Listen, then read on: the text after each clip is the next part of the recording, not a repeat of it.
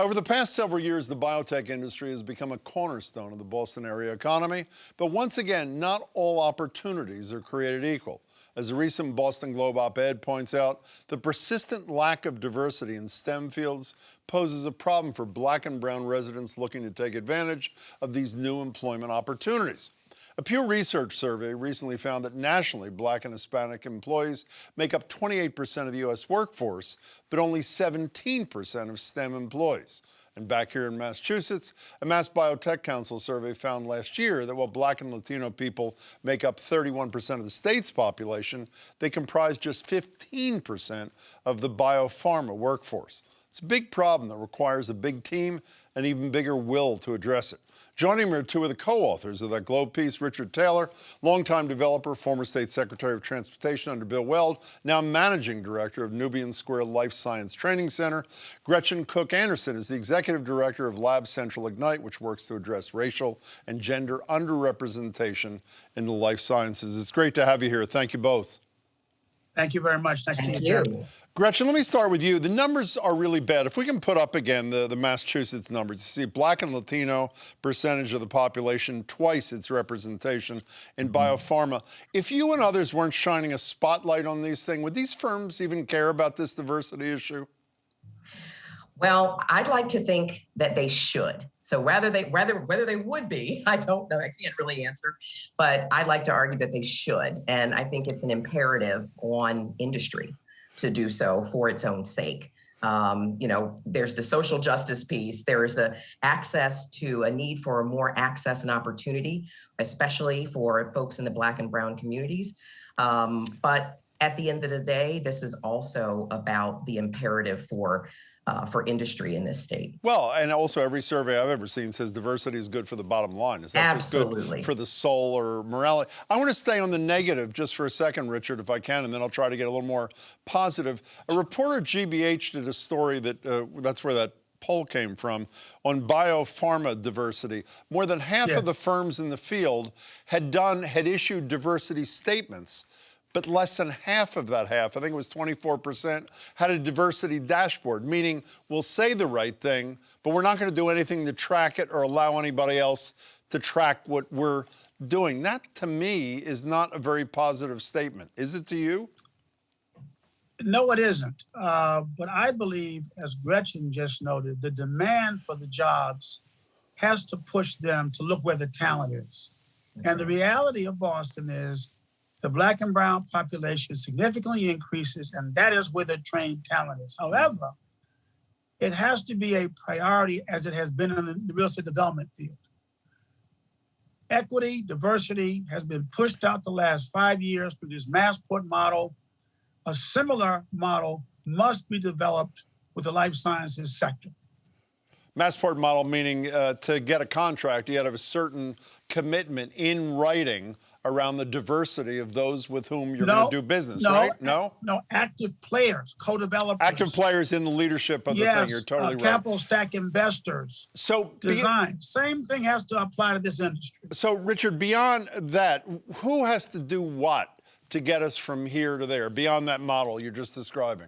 Well, Gretchen and I have been working on a model that includes the following. First, there needs to be broad outreach to educate both the STEM teachers, the guidance counselors, and the young people that these careers are available to them without a PhD in chemistry, number one.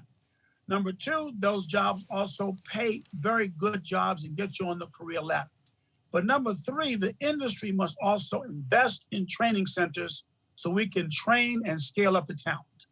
Well, we had the president, the relatively new president of Benjamin Franklin Cummings Institute of Technology, and we talked about their relationship with Dearborn Tech, and obviously Benjamin Franklin Cummings is moving to Nubian Square. How about you, Gretchen? Who's got to do what other than what Richard has talked about so far? Well, you know, I like to say industry. You know, I really do think that the onus is on industry to, you know, to really act here. But it is a coordinated effort, you know, which was Richard's point, and it's our point collectively. You know, this is about government. It's about the city, you know, state, city, our schools, our teachers, our community leaders. It really is a collective effort here. So what does that's gonna be government there to do? make this What does happen. government, I mean, Charlie Baker was at that groundbreaking for Benjamin Franklin Cummings Institute the other day. What does the state have to do, Gretchen? Additional funding. Yeah, there already Yeah. is, there's a good deal of funding. I like to say that there's been a lot of support from folks like Ken Turner at MLSC, Massachusetts Life Science Center, and others, but it's not enough. We still need more funding in order to really onboard the kind of training opportunities that are going to bring the workforce, that the industry needs. How long of a turnaround time, Richard, if a significant number of the things that both of you and your colleagues say need doing were to be done? What is the time frame to get us to the point where there is a fair representation of people of color in these industries? Like many things, I think this is a 5-year journey because we have to fund training centers. We must introduce the opportunity to young people, and we must scale up the training. We can start, though, with Ben Franklin, RCC, GMGI, the work that Gretchen is doing, the work that we're doing. There's another training center being planned in the Pavilion in the Seaport, as well as the Beat with the old Globe building. There needs to be money invested in lab equipment, as well as the facilities in order to scale up. And as Ginkgo Bioworks and Ben Franklin Cummings did, they signed an agreement to train in biotechnology, and that company will hire all those that graduate. We need more and more companies stepping up to say, if you train this curriculum, we will hire. You know, Gretchen, when I introduced you, I said it's not only questions of race, but gender that you address. My reading suggests that the representation of women in these fields has dramatically increased in the last couple of years. Still has a way to go, but a pretty dramatic increase. You're nodding, so I assume you agree. Why have we made so much progress on the gender front and such little on the race front? Well, I do think that industry has had a role in that. I think that, you've seen a number of organizations sprout up, not only here, but across the country to support cultivation of women in this industry. Women ourselves, we have stepped up to demand more in the industry, both at every level, at all roles, C-suite, board level, and every other role from entry level on.